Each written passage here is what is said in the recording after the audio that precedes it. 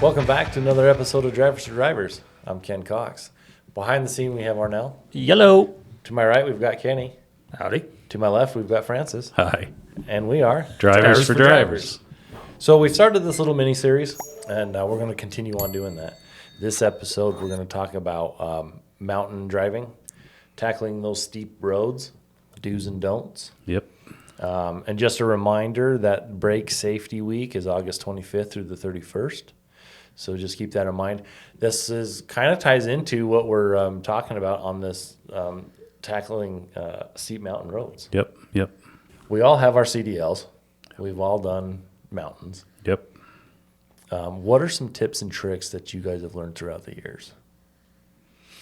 I think the first thing that comes to mind just right off the bat, speed kills. Yes. Interesting fact. A couple weeks ago, we had talked about. We sat down with Greg and went over some really cool stuff, and he showed us this video, and I think we should put that in the comments so that they can link onto that. Something I picked up in that video that goes along with speed kills: 15 miles an hour, a 15-mile-an-hour bump on your head will cause severe brain trauma. And I thought, that's nothing. Like, I fall down at 300 miles an hour, but I'm just saying, like, 15 miles an hour. Could be why you have a stutter. Could be, yeah. Oh, my goodness. It's rough sometimes. In all serious, though, speed does kill. Yes. You know, you got to protect yourself and protect those around you. Mm-hmm. Yeah. Another piece, Greg did share that video with me as well that you watched. And one of the things in there, and they're talking about, motorcycles, and they're riding their motorcycles off-road and stuff. Even your veteran riders, just as our veteran drivers, you get kind of complacent, at times, no matter what we do. You can be grabbing a cup of coffee. Complacency is there, and it plays a factor. And at times, you may be going into a curve, and you look at it, and it's like no big deal, and you start getting into that curve, and it's a lot tighter than you thought it was. And then all of a sudden, it's like, okay, we need to make a decision, like right now. Are we slowing this thing down? What are we going to do? And in that video, he was talking about that, and where some of the best riders, these motorcycle riders out there, have gone in and been complacent into a curve, and all of a sudden they get into trouble real fast. And that can happen with our drivers as well.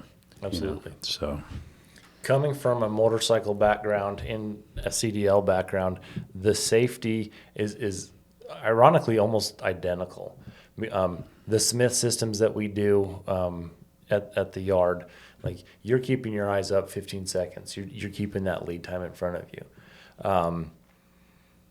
When you're on a motorcycle, it's 12 to 15 seconds, right? So there's a lot of similarities there. And then also in that video, he was also talking the best drivers that he's been around perform about at that 70 to 80% level. They're never always 100%. So then they have time to react up to that 100% if they need to. So if they're going into that curve, they've got those skills there and the ability to react accordingly. Yep.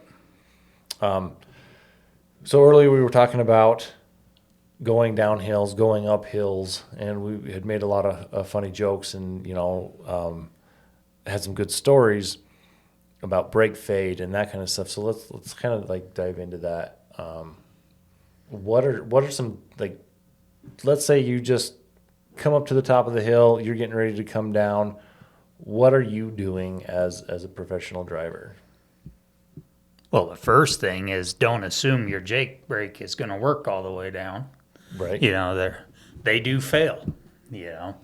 Predicting the unpredictable would be a science.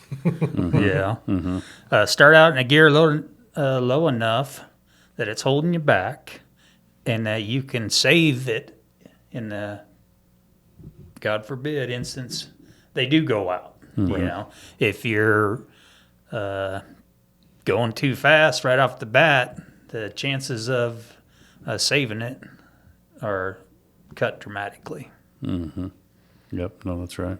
So when you're doing that, are you just automatically, so Our Jake brakes, our engine brakes, they have 3 settings, right? Are you starting out in the third setting and just, letting it 100% brake the whole time? Are you, starting out in maybe like option 2 and maybe a lower gear? I always start out in 3. If it's holding me back too much, you can tell going down a hill. You can always pop it up a gear, and still be safe. Absolutely. It's harder to go back down a gear. Yep. Yeah. Yes. Well, I can say, from back when I was driving, our trucks didn't have a lot of power. I had a 300 horsepower Cummins and a manual. And I know I used to run up in Colorado all the time. And I'd hit the top of the hill 18 to 20 miles an hour. It's about all the power that we had.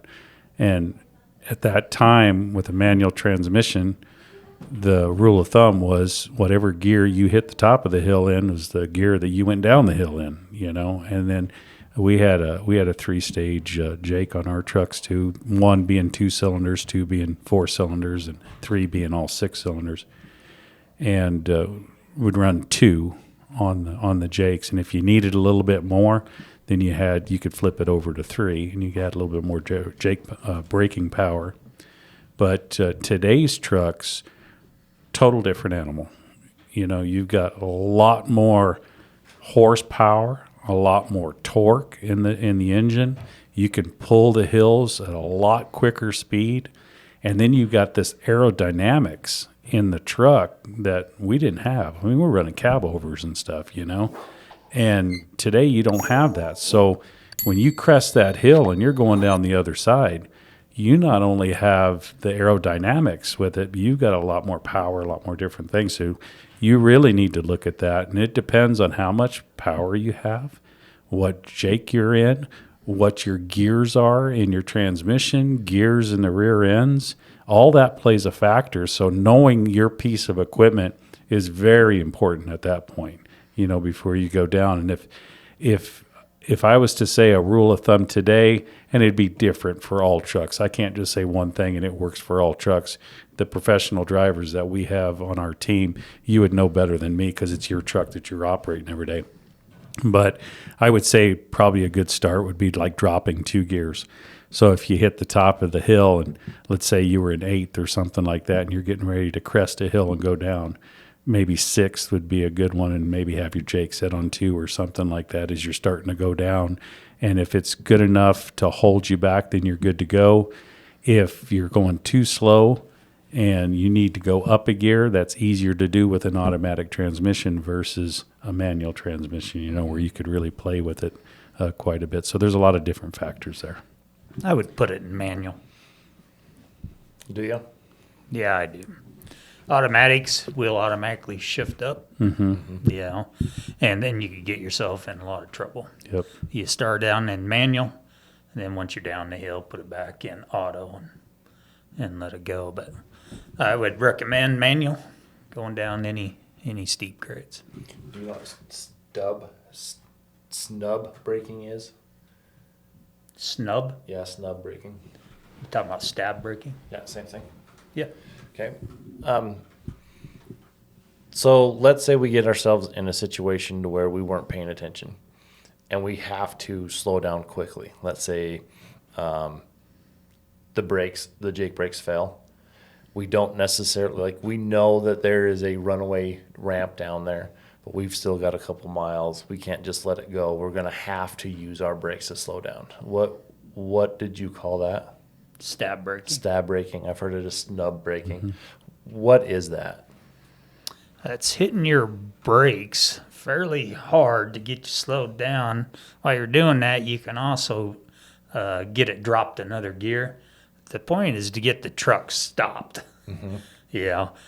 Not to get to the bottom of the hill, but to get it stopped, get the brakes cooled off, and let off, hit them again. That's called stab braking. Stab braking. So the way I learned it was along those same lines. You stab the brakes, you snub them, you slow down about 5 miles an hour within 5 seconds, and then you let off a little bit, let them cool, and then you repeat that until you can get to the gear that you need to, or get stopped and pulled over to let those brakes cool efficiently. Because if we don't let the brakes cool, we can catch ourselves on fire. You bet. And You then, bet. then it's Very easily. Yeah, different and- story. And it all goes back to friction, right? It's if you're stabbing the brakes or snubbing the brakes and you let off of them, immediately you reduce the heat buildup at that point when you let off. If you're riding your brake all the way down the hill, you're just continually heating those brakes up. It never gets a chance to cool up. They just get hotter and hotter and hotter until such time as you go through a brake fade or something like that, and then you lose all your brakes. That's why it's important is when you do that stab brake like that is to try to get it down into another gear. And let the jakes go. Air is what usually causes the fire. Right? You know, if you're riding your brakes down there and you get them that hot and you let off and that air gets in there, that's usually what combusts it. You see the smoke coming out of your leaving your trailer back there, but it's the fire that will burn it down. Yep. And like we said at the very beginning, speed kills. And on an approach of a long downhill grade, we talked about Eisenhower a little earlier. That's a 7% grade. And I can't remember right off the top of my head, is it 10 or 12 miles or something? It's quite a while. That was 40. It goes a while. Yeah, it does. It goes a while. So the best thing you can do at that point is know your equipment and have it in the right gear at the top of the hill to be able to maintain the speed that you need to maintain going down that hill. And I can't remember, maybe you guys can remember, I think it was 25 when you come out of the tunnel on Eisenhower on that west side and you're going down, but there's other passes all over our country, just talking about that one. And if you can maintain that speed right from the very beginning, then you have a lot easier run going down the mountain. You won't get yourself into trouble. Absolutely. There's no right gear or right speed because there's so many factors that go. How heavy are you? Are you running light? Are you running heavy? Right. Are your brakes already warm? Is it cold out? Is it, there's so many factors. So you guys as the professional drivers know this. Let's just, One thing that doesn't change is our loved ones at home. Yeah. Other people on the roadway, predicting the unpredictable. Let's play it safe. Yep, for sure, 100%. Arnell, do you got any questions back there? When you guys were talking about this, I feel like I kind of do this, stabbing the brakes when I'm going downhill in the Snake River itself. I never ride them the whole way down. I'm always like, brake, let go a bit, brake, let go a bit, because I don't want to get them too hot. And that goes for the four-wheelers out there too, our motoring public. Oh, yeah. Same thing. You can catch your brakes on fire. I do it going down Blue Lakes. You brake checking people there, Katie? I think people are moving here in droves or something. Yeah. Well, it's funny you say that. I see that all the time. Like when you're going from Blue Lakes and Pole Line here in Twin Falls and you're on Pole Line going west or something by Costco. I think they want to get it into top gear, try to get 70 miles an hour before they get to the traffic light. And they're all slamming the brakes, and it's terrible, man. It's just terrible. I find myself way back and just letting people do whatever they want. I figure I'll get there. I'll get there eventually. Yeah. And safe. The Smith systems that we went through, it was you're only saving maybe 30 seconds, something like that. You're not saving any time at all by driving like that. So That goes with our drivers too. The difference coming down a mountain, better to do it safe. You're not going to save 5 minutes yeah, you're not. in your day. The difference in speed all day long, is minimal miles. Yeah. Yeah, no, that's right. And we're talking about these safety things, not only the speed going down the hill. We kind of talked about the Smith system, and that all plays factor in there too. You got to look way ahead of where you're at, getting the big picture. And then another piece of that is leave yourself an out. What lane are you in? when you are going downhill. If let's say you're running downhill and there's somebody in the right lane that may be heavy loaded, heavy haul. Maybe they're at 140,000 pounds, got a big piece of earth moving equipment on a low boy or something like that, and they're just poking along doing 3 miles an hour down the hill. And you're coming up, and there may be 3 lanes, and you're thinking, okay, well, I'm going to pass this guy. You need to get the big picture on what's going on, because there's a big opportunity right there for an issue, Predicting the unpredictable. You Yep. don't know what's around that next corner. Yep. No, that's right. Yeah, aim high in steering, get the big picture, keep your eyes moving, leave yourself an out, and make sure that they see you.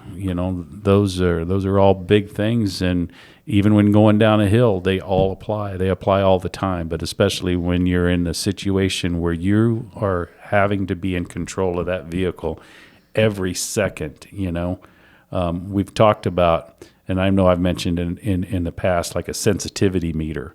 If you're running down an interstate in the middle of Kansas, at that point, you can turn that little meter back just a little bit. You're rolling down the road, you're keeping track of what's going on and everything. But when you're in the mountain grades and you're running down and you got windy roads and people are doing different things, especially in the wintertime when people are trying to get up there to go skiing and everything else, now you've got a lot of things happening around you. And it's really time to crank that sensitivity meter up and really watch what's going on. I'm kind of from an old school era. We always had our flashers on going down or going up. Mm-hmm. Make yourself noticeable. Yep. Yeah. Be seen. Be seen, for sure. If you're planning on doing a lane change and you got trucks going faster than you going downhill, make sure you know that let them know you're coming over. You need to come over. Make yourself noticeable. Mm-hmm. Absolutely. Closing thoughts? I want to thank all of our professional drivers out there with everything that you're doing. We've got this little series going here where we're going to try to break into different topics each time that we talk and bring some more awareness to situations that are out there. These situations are things that you guys deal with every single day, and it's a tough job. Driving is a tough job, but you do an amazing job at it. I want to thank you for everything that you do, and we wouldn't be here if it wasn't for you, so thank you. Closing thoughts? Remember, you have loved ones that want you to get home. Let's be safe out there when we're conquering these mountains. Thanks for joining us this episode. We'll see you next time. Thanks for making me better. See ya.